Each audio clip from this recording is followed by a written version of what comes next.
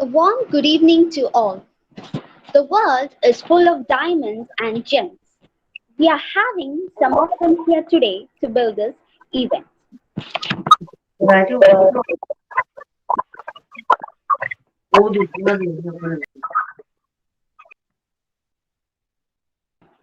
The participants are requested to mute their audio. With this note, I heartily welcome our guest speakers, principal, participants, and my fellow staff members to this international virtual workshop jointly organized by the Department of English, St. John's College of Arts and Science, Amandivilai, Kanyakumari District, Tamil Nadu, India, and Cape Comorin Trust, India. Language is what makes us human.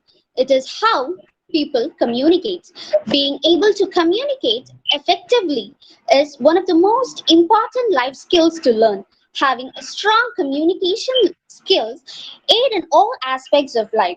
And here are some experts who has come across the world to share their ideas under the title Enhancing Language and Communication. To introduce the college, St. John's College of Arts and Science is a dream come true for the disadvantaged people along the coastline of Kanyakumari district. Reverend Fathers B. John Bosco and Alban Robbie are the founders of this college. Their aim was to promote higher education among the less fortunate young students of the coastal belt and to help the poor and downtrodden. As I introduce the Department of English, we are 10 in numbers, each flying with different goals but unanimously dedicated to the enhancement of the department. We together built a nest in assurance that it would become a castle one day. To introduce the trust, which was the Cape Comorin Trust, was formed with the aim of education and charity. The founding president is Dr. R.S. Regent Silvest. The primary objective of the trust is to promote charity and a new learning environment across the globe. The service of the organization will be available to all people, irrespective of caste, sex, creed, and religion. Cape Comorin Trust is registered as NGO under NITI Aayog, Government of India, and received 12A and ATG status. So now I welcome Dr. E. Anita, head of the department, to deliver the welcome address.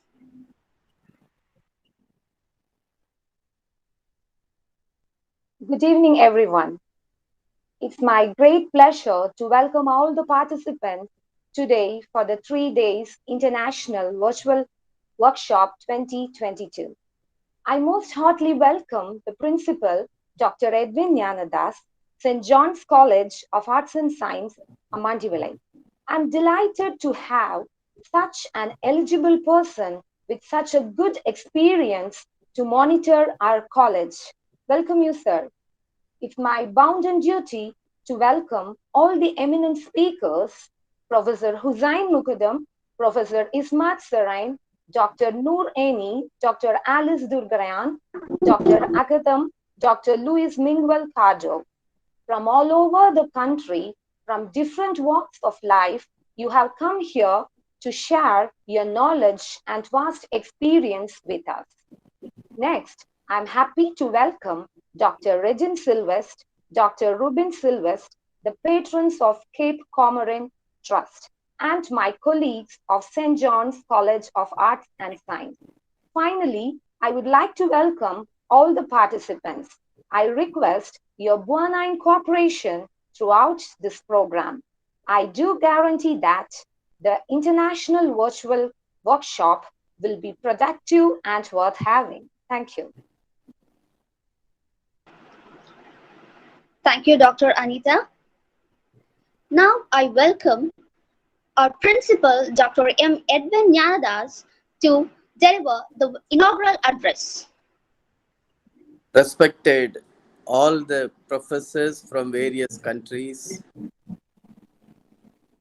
and the faculty members from our department, St. John's College English Department of English, and other faculty members from various colleges. the Cape Comorin Trust authorities and all the participants, my dear students, good evening to you all on behalf of St. John's campus community. See, Good evening, really, sir. good evening. Really, I appreciate the Department of English and the Cape Comorin Trust to come forward to organize such a wonderful webinar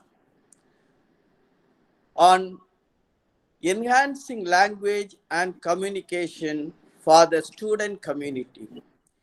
Especially, I would like to appreciate all the professors who are going to deliver the lecture on various aspects on enhancing language and communication to the students.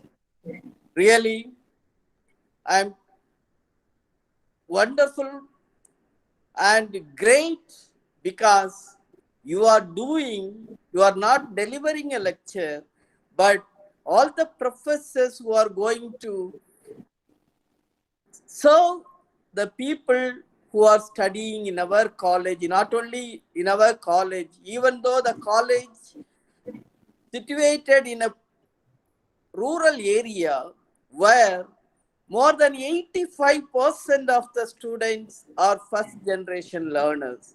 So what I have seen this is the service you are doing, wonderful service to the society.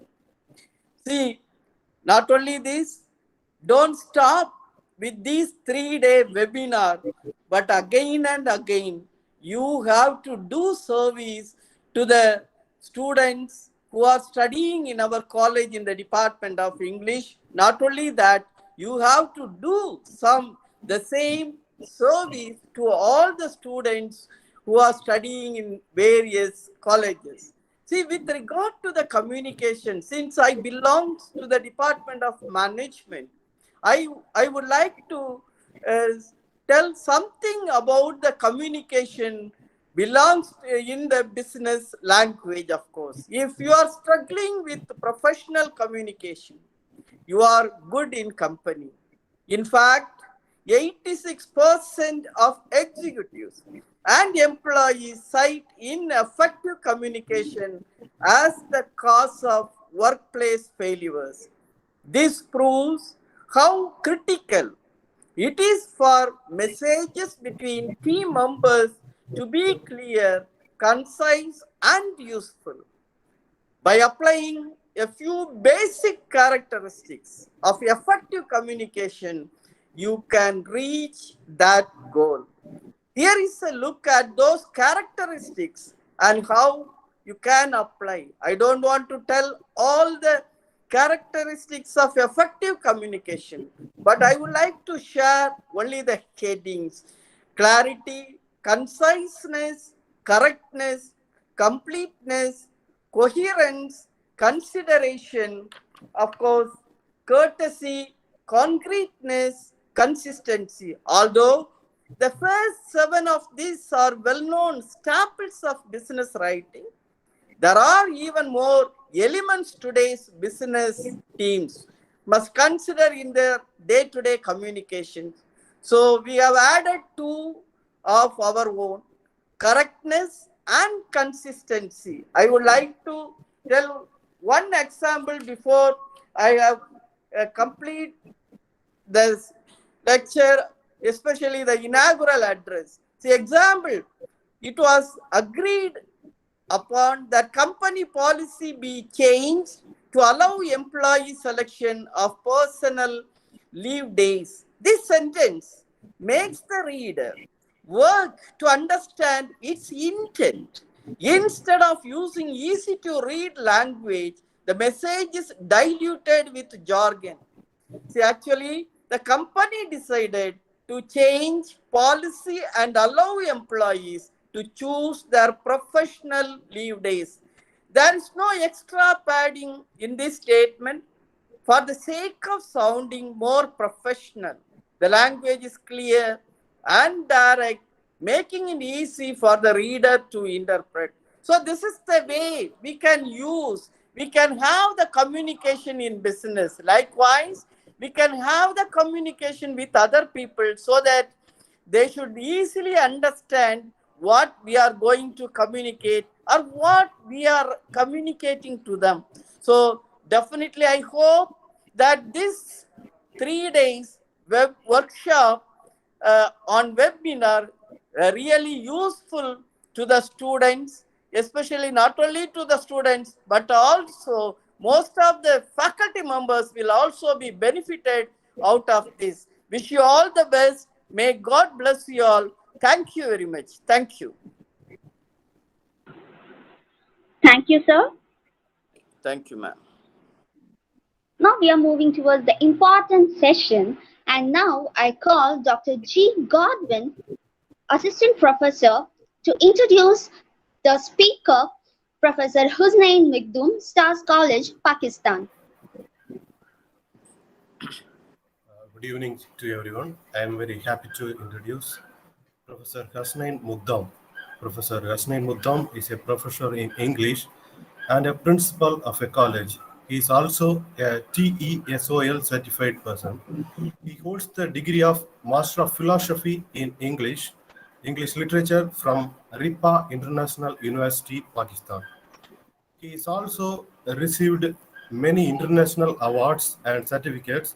He has been a well-known international resource person who has attended various conferences and seminars. And now I welcome him, and he is going to deliver his speech on the topic language barriers in effective communication. I welcome sir. Thank you. Thank you. Thank you very much. Am I audible to all of you? Yes, yes, sir. Oh, Yes, sir, you're thank you. audible. Thank you. Oh, thank you very much for having me here with you. Special thanks to the principal and all the organizers to give me the opportunity to deliver this session. As the respected principal told about 7 C's of effective communication, no doubt these are the best perfections of any communication. So I would like to share some barriers in communication and how we can overcome those uh, barriers. Before that, I would like to tell you, according to a survey, 80% success is based on effective communication in the world, because all the businesses, all the professions, they are based only on effective communication. So before that, I would like to share what is communication and what is effective communication. So communication is a process of exchanging ideas, thoughts, knowledge, information, such that purpose or intention is fulfilled in the best possible manner. In simple words, it is nothing but the presentation of views by the sender in a way best understood by the receiver. So, and contrary to that, miscommunication is the failure to communicate adequately or not being able to express ideas or thoughts correctly. It is among many communication barriers. A miscommunicated message or word is wrongly perceived by the listeners as they could not interpret the actual meaning of the speaker. So, this is the basic difference between communication and miscommunication. So, language barriers primarily refer to the challenges faced by the people or groups speaking different languages and dialects. For example, in this workshop, in this conference, there are many listeners. Uh, they belong to different countries, although we are communicating through an international language that is English as well, but yet we have different tones, different accents according to our countries. That's why it is sometimes not easy to understand completely.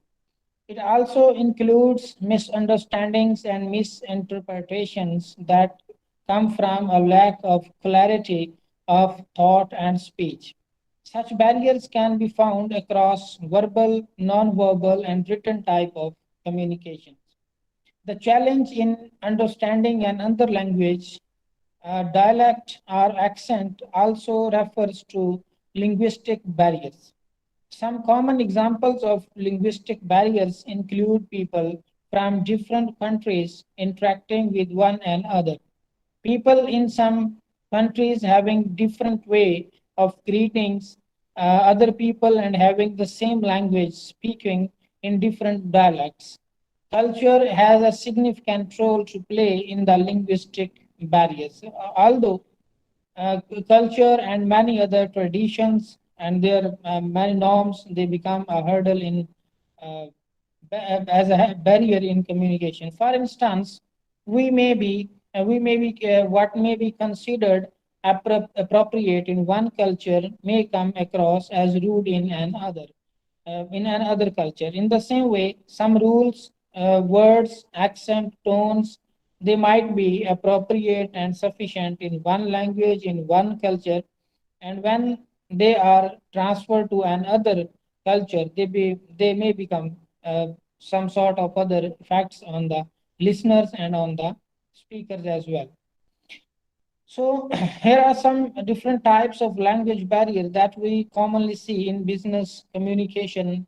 For example, we all are running some sort of business in any region of the world. So the first is language difference, where a person interacts with someone speaking a different native languages. For example, if one person has to travel to an other country, uh, at first he has to learn the language, and when he moves over there, he has to face many problems in understanding their accent, their tones, to communicate with them. The second is dialects and accents, where two people may share a common language but they speak it differently. For example, I just said in the start, we are communicating through one language, but we have different tones, we have different accents. That's why sometimes it seems pretty difficult to understand what the other person is saying, and it becomes a barrier in effective communication. Simply, this is a workshop, this is a conference, and we are just sharing knowledge. But when we are running a business and when we try to communicate others, and for example, we try to sell something other, for example, we want to get something from others, and it becomes a hurdle uh, when we don't know the same accent, same tone. It becomes a hurdle, it becomes a barrier. So it is based on particular region. Lack of clear speech is also another barrier where people speak too soft or too fast. Either way, it is unclear what they are saying. For example, if a native speaker, an English, he is speaking to a non-native, although he knows English well, but he must know, the native must know that the other person is the non-native of their language. So he must speak softly, he must speak not so fast so that the other person can understand. Uh, the purpose of speaking must be the understanding of other persons, not just to express our own ideas, our own thoughts on that thing. So it must be, uh, we must understand that what or how the other person will understand our words. So use of technical words where someone communicates using specific terms that are highly technical and subject specific. This is also a barrier when one speaker is using some terms. For example, if we talk about communication or business, there are other terms. If we talk about medical field, there are other terms. In the same way, there are different terms, and usually they become also a hurdle, a barrier in understanding what the speaker is saying, and the listener will not understand until these are explained. So the next thing is the word choice, where someone uses words with two meanings or says it sarcastically, that may be misinterpreted by the listener. Uh, this is also a barrier in such a way that sometimes the words have their effects, their different meanings according to their culture, according to their regions. So, selection of words must be common, that is understandable, that is comprehensible by the listeners as well. Therefore, it can be an effective communication.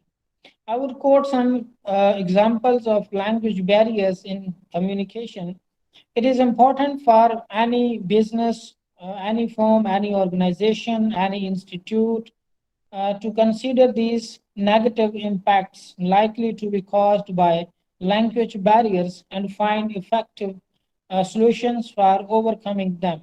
Here are some language barrier examples that tell you how they play out in various scenarios.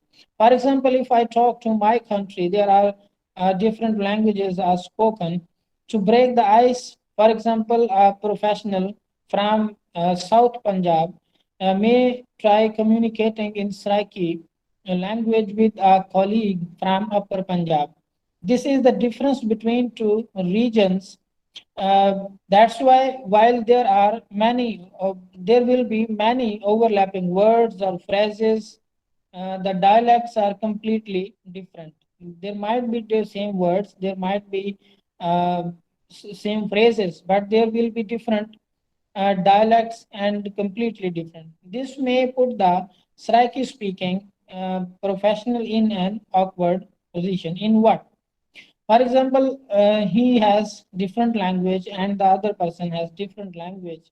Uh, the speaker is speaking and the listener is listening. The speaker is speaking and he considers that he is speaking well, he is trying to communicate, but on the other hand, the listener is not always aware of the same words or the same phrases. Therefore, the speaker will be in an awkward position just to make understand to the other person. A professor of linguistics goes to an engineering college to deliver a lecture on language technology. They use subject specific words that are highly technical and complex for a layman. Students are likely to lose focus and interest in the topic. For example, when a speaker, either he is a teacher, he is any speaker in any region, and there is an audience before him or her, what should he do? He must understand what kind of audience, what sort of audience, what is the level of audience is there. And he must use the common words, he must use the common language just to make them understand. Otherwise, the audience will lose their concentration, their interest in the speech, and ultimately the speaker will once again will be in an awkward position. That's why it is necessary to understand the level of audience to the listeners, and we have to speak at the level of audience so that they can understand it well. Someone is pitching a business idea in their client, but the way they are presenting their point is coming off as arrogant. This is most important thing when we are going to sell something, when we are going to deal our customers in any institution, in any organization. It might be anyone, but we have different ideas. We have awesome ideas to produce or to inculcate in our customers' minds. But when we use it, the different words, they might be uh, arrogant for the listener. Instead of using the words like, I believe I can do so and so, they say, I know this is like the back of my hand. For example, there are many idiomatic expressions. There are many. Sometimes it seems that if we use typical words, if we use difficult words, phrases, or idioms just to express our customer, our audience. And when they don't understand the meanings of those words, of those phrases, they become less interested in your dealing. And that's why they will move to anyone next. So dealing and communication is the basic thing in any organization. So it is evident from these language barrier examples that not using the right words or communicating in an appropriate way can strain someone's experience and lead to mistrust and dissatisfaction. These barriers must be abolished, must be eradicated by the experts. For example, this is this is also a subject to be taught in every field, in everywhere, and that is, as I've said, it is our 80% success of any business is based on our communication. If we are doing communication effectively without barriers, first of all, we have to uh, remove all these barriers just to deal our customers, our people. So how we will tackle language barriers at our work, at our organizations, at our institutions, how we will overcome, how we will tackle these barriers. So it is crucial that you take mindful steps toward overcoming language barriers as they negatively impact workplace relationships and career success. Here are some effective strategies that will guide you in tackling such barriers. Whether you are communicating in a common language that everyone understands or not, it is helpful to keep things simple. Avoid relying on complicating words to create an impression. As I have earlier mentioned, that we must not rely on complicating words. We must not use difficult words. We must use common words. We must use easy words. We must use easy language just to make the others understand. Avoid relying on complicating words to create an impression. Even if you throw in some technical terms, make sure to say them in the right context. For example, a businessman, a marketer, a seller um, is selling something. He must not use his own specific terms. Um, if he is using those specific terms, he must make the listener understand what does he mean by his terms. So one is language difference or not. One may not always remember what you said. Repetition is crucial for memory. For example, if one is not understanding, we must repeat our words, our phrases just to understand the other person. If you want someone to understand your message and remember it, it is good to remind them through repetition. So this is one thing, one tool to tackle the barrier at our workplace. We have to repeat. For example, here are many professors, many teachers are there. When they are teaching, they know we have to repeat some words. We have to repeat, for example, grammatical rules just to make them understand effectively. So this is the one point how we can tackle this barrier. If someone isn't able to follow the brief you provided them, you are losing time. Got my point? A great way to overcome this problem is to use visuals while explaining concepts. Make use of photos, infographics, and diagrams to convey your thoughts. This is the second point. For example, we teach our books, and the diagrams, infographics, and photos are necessary things to be drawn on the whiteboards, on the smart boards, just to make the students or our audience understand. These are also called visual aids, and these are the basic tools of this century, so that our audience, our customers, our students, they can understand them well. For example, we take any book. If there are not pictures, if there are not photos, if there are not infographics, we are not easily understandable. On the other hand, if there are visual ads, if there are pictures, if there are images, they are easy to understand for our audience. So when we are communicating, no doubt we have transferred to 21st century, and we are using effective tools of communication. And when we are presenting something, we use some images, some diagrams, some photographs, so that our terms, our words, when they are not properly communicating, our pictures can communicate properly. So this was the second point, how we can tackle our barriers. Overcoming language barriers isn't always easy, but with patience and practice, you will be successful. If you want to make sure that that you communicate with impact, you need to go above and beyond. Effective communication with work colleagues is one of the most valuable skills you can possess. So, communication skill is one of the most important skills of 21st century, and we must be an expert in this skill. Highly successfully managers rely on their communication skills to articulate strategic decisions to their staff, inspire them, motivate them to achieve common goals, and resolve workplace issues, to name just a few.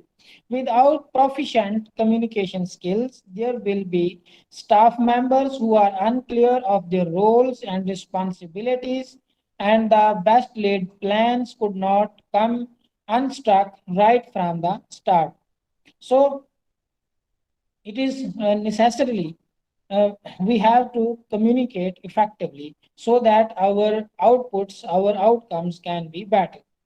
However, by understanding the barriers to effective communication that we consciously and subconsciously erect, you can smash them down to ensure your message is getting through loud and clear. Doing this will open up lines of communication across all the levels of the company, and business operations, and any organization and institution will run far more efficiently. There are these were some other sort of barriers, and there are physical barriers as well. And I will tell you how to overcome them, how to abolish them, how to eradicate them, how to tackle them in our daily life. For example, we all are doing something, a job, a business in some form, and there are some buildings, offices, cabins.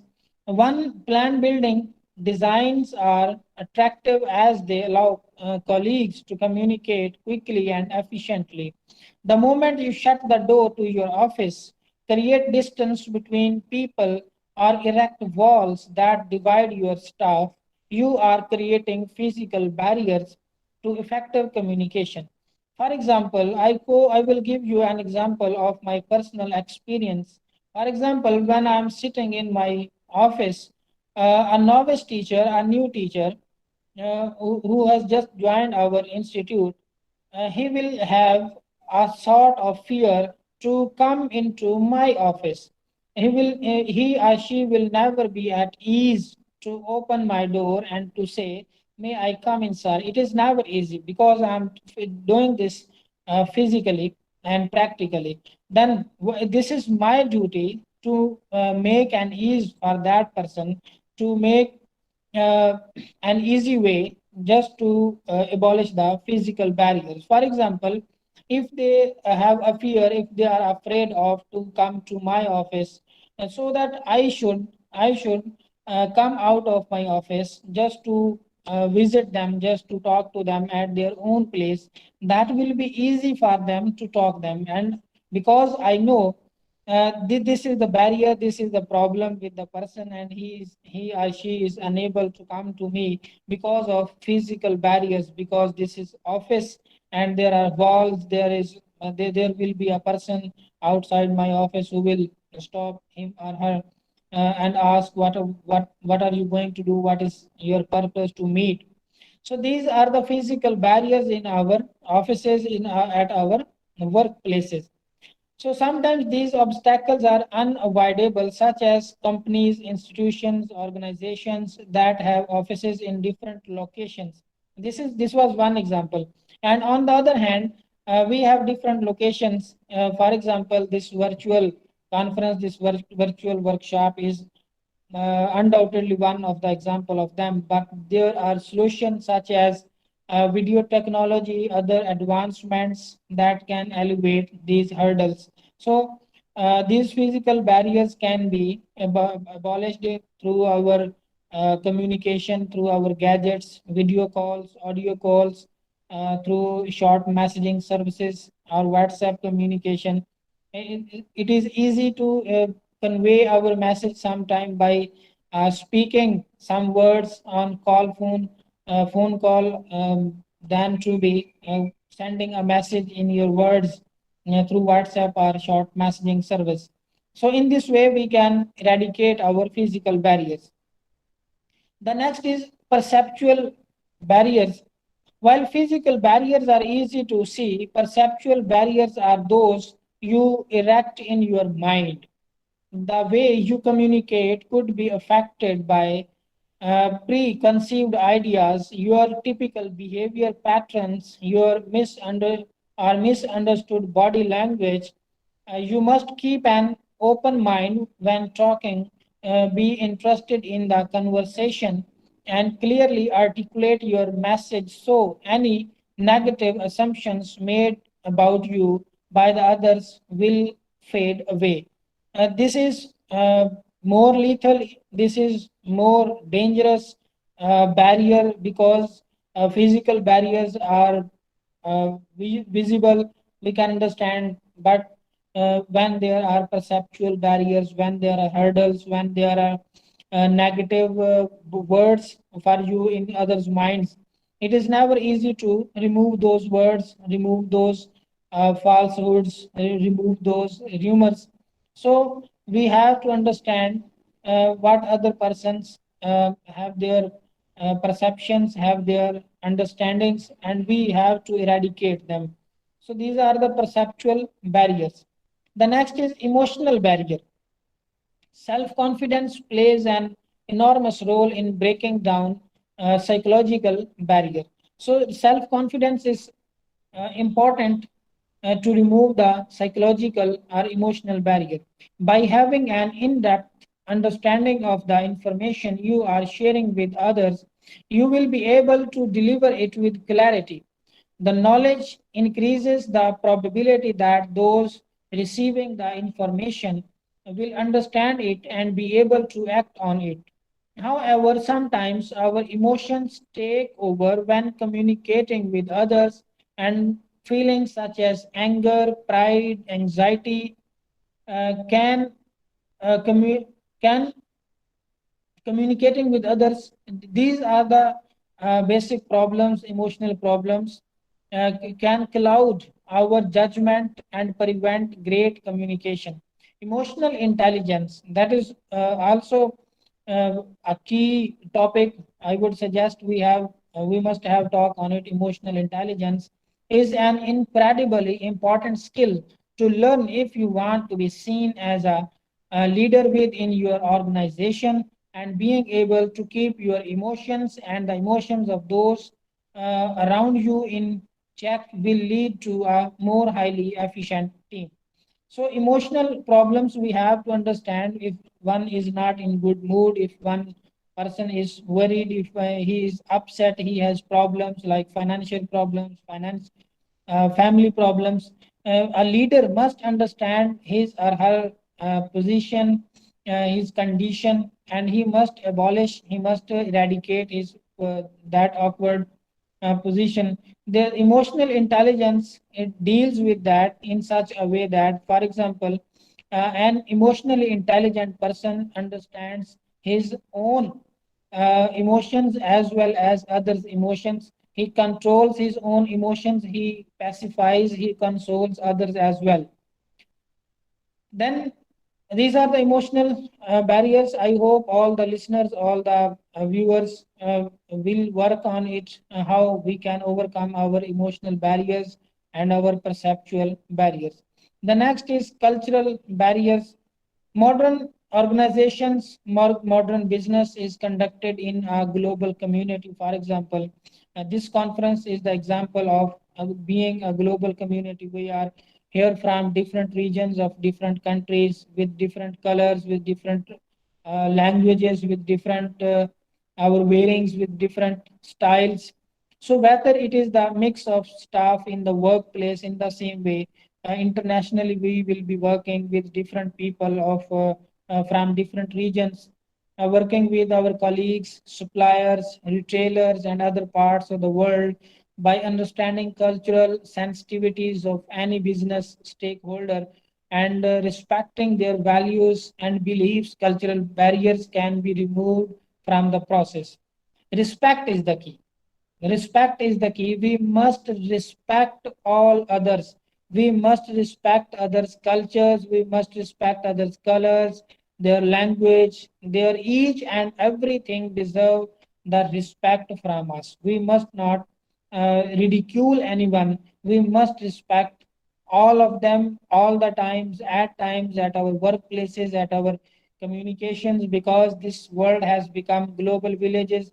Village we are interconnected.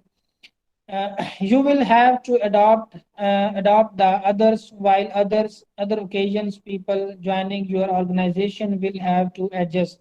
We must give the others a space, a chance, an opportunity to adjust with us. By identifying cultural differences and developing strategies to accommodate them, you are far more likely to enjoy more exceptional communications in your business, in your organization.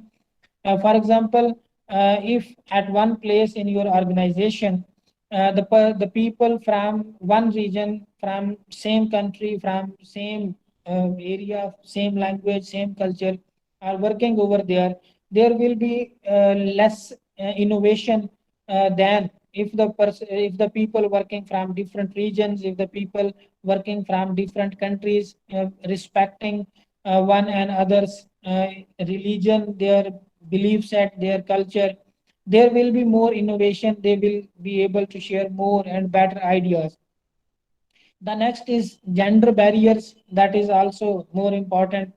All of you know, in this century, in the present age, how many genders are existing there, and how much hurdles, how much problems we are facing. For example, men and women are different, and while workplace relations between genders have improved astronomically over recent years, there are times when communications break down for one reason or another. Communication styles between genders are often different, which could cause problems between work colleagues. So it is important to be respectful of each other.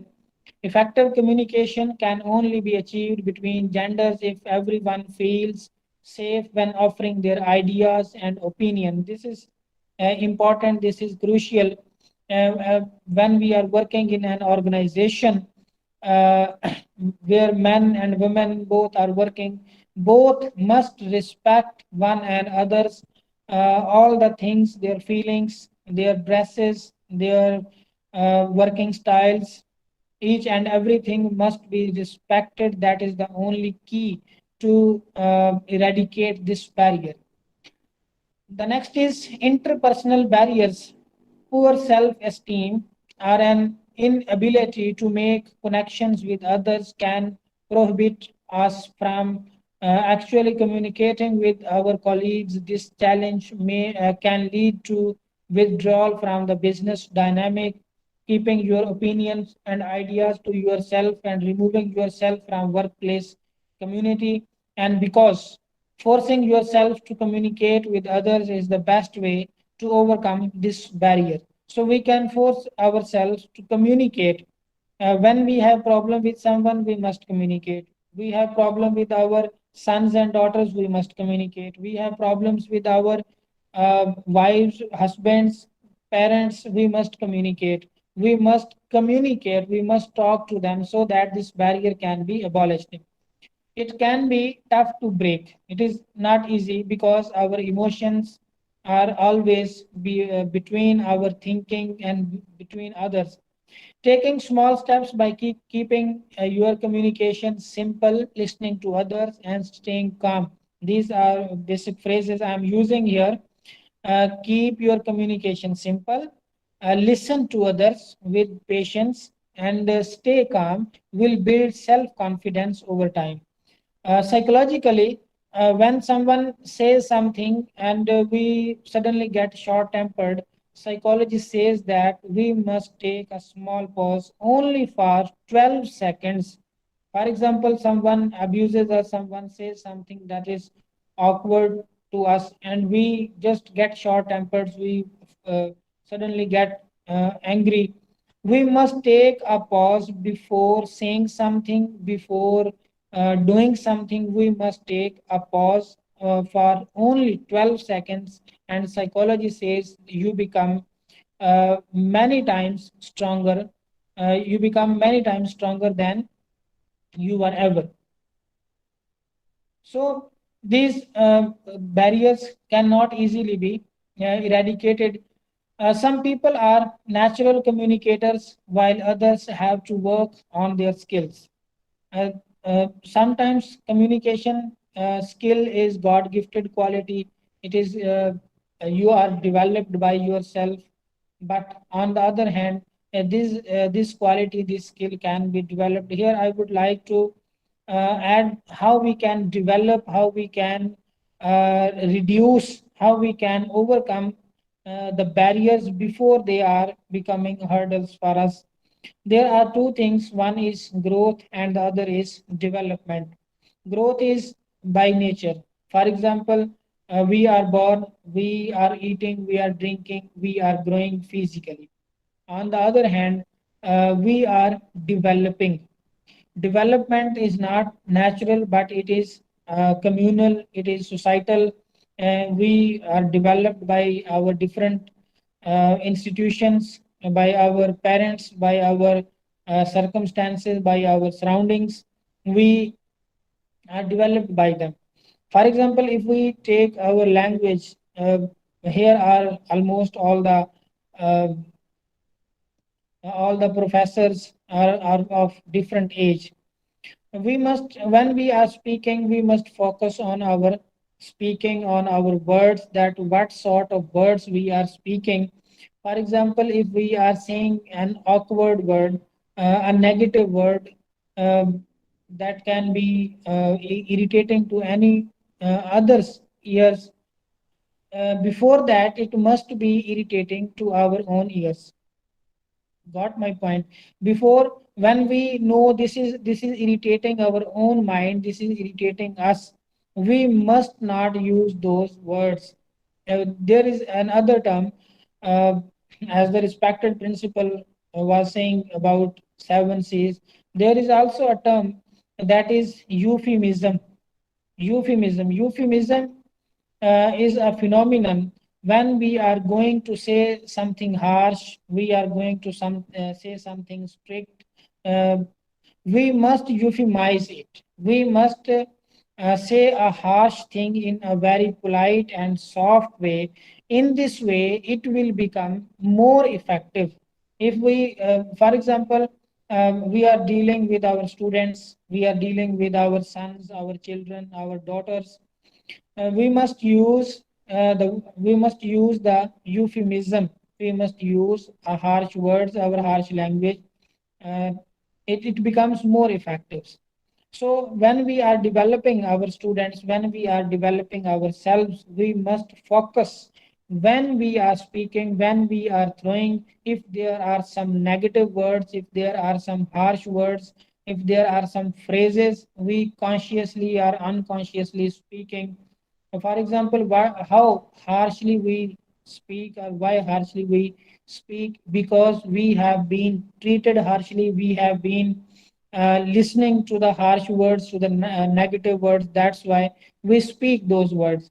We have been listening, but it is not up to us that we can uh, use those words. So we have to listen all those words, and then we have to eradicate those words from our language. However, the key to success is the constant pursuit of self improvement.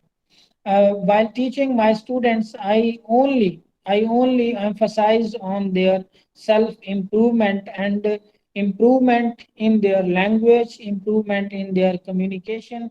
For example, the one and the most important thing that distinguishes, that differentiates human being from other creatures is their language, is their speaking power. That differentiates from them. So we must be very effective in our language, in our communication.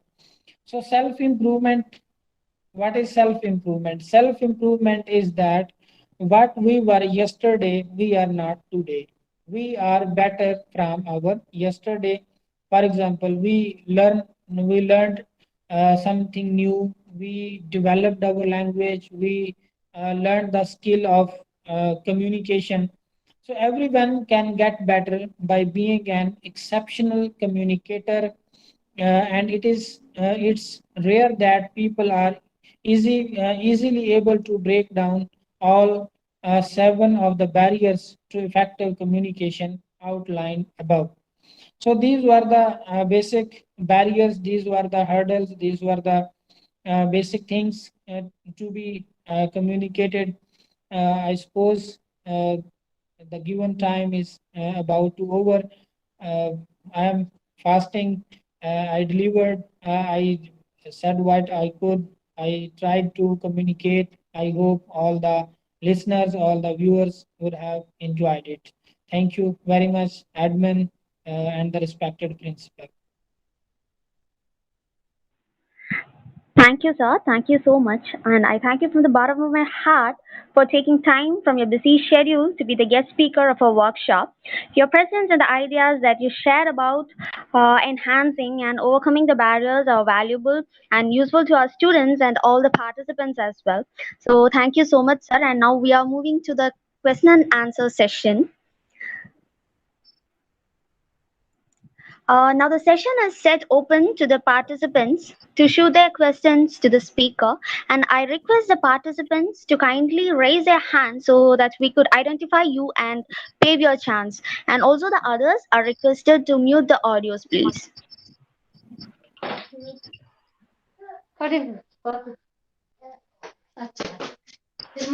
Yes, Swati, you can ask your question.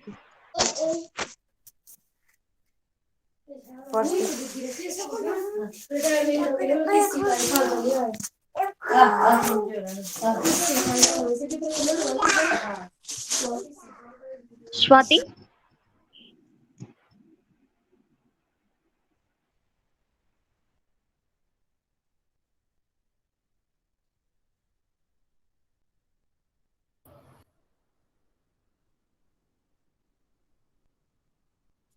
Any questions, please?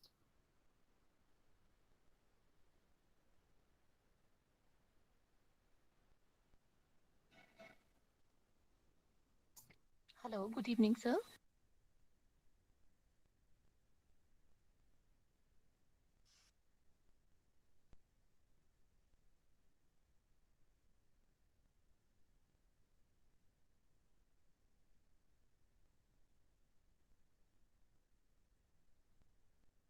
Hello, good evening, sir.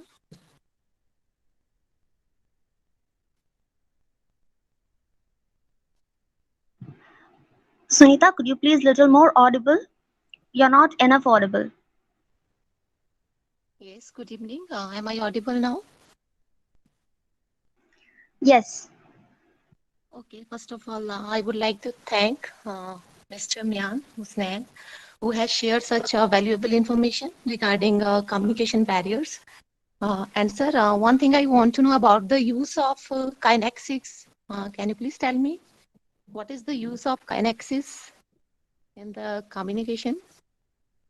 What is the use of Kinexis. kinaxis? Yeah. I hope this term is more explainable. I would share it later. Okay, thank you, sir. Thank you so much.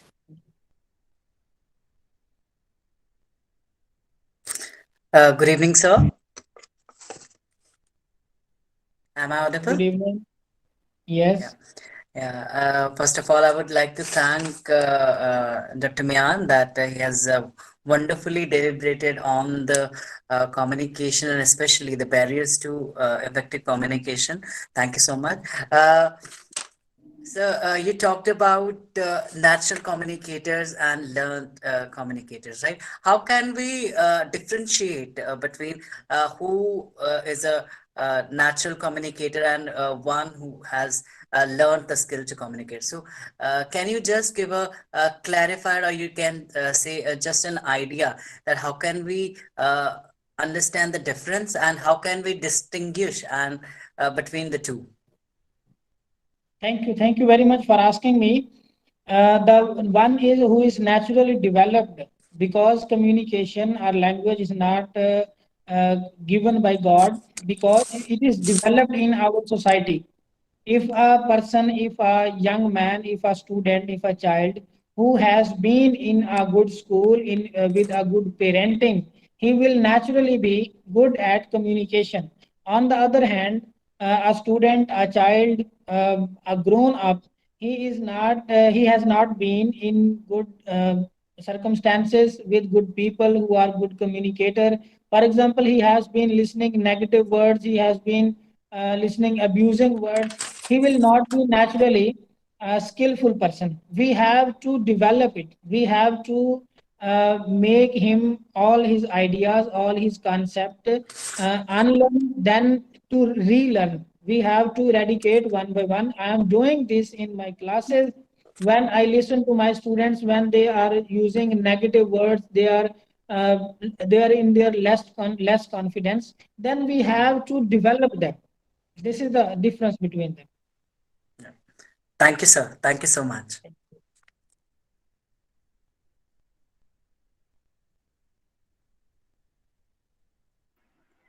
Is there any other participants to ask question?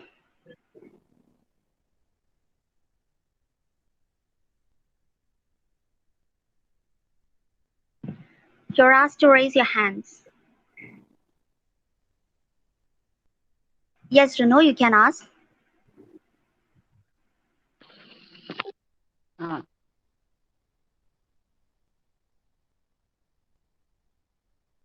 Thank you, ma'am. Am I audible, sir? Hello? Yes, you're audible. Yes, Yes, please ma'am, keep you're on. audible. You're audible. Okay. Good evening, sir. I wanted to know. Yes, yes. Okay, thank you. How important is body gesture? You know, the way you use your hands or your face, your eyes, everything in when you are having wanting to communicate. I want to know this, sir. What is the role of body Thank you. gestures, your movement, when you are dealing? Yes, sir. Thank you very much. It is equally important what we say. There are two things. It is what we say, and the other is how we say. Body language is equally important to our, just like our words. When we are talking, we are moving our hands, we are moving our head, we are giving different gestures. That is called non-verbal communication. And non-verbal communication is equally important as verbal communication. For example, in our daily lives, we don't speak words. For example, we just give some gesture, come here, out, just keep silent. These are equally important as verbal communication. These are verbal and non-verbal communication. Okay. Thank you, sir. Thank you, sir. It's Thank clear you. now. Thank you. Thank you.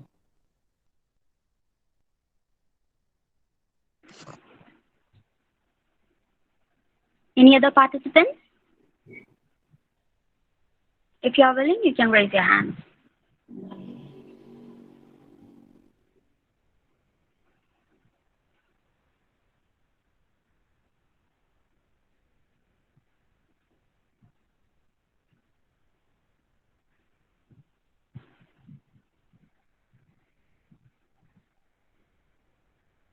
So can we end this session?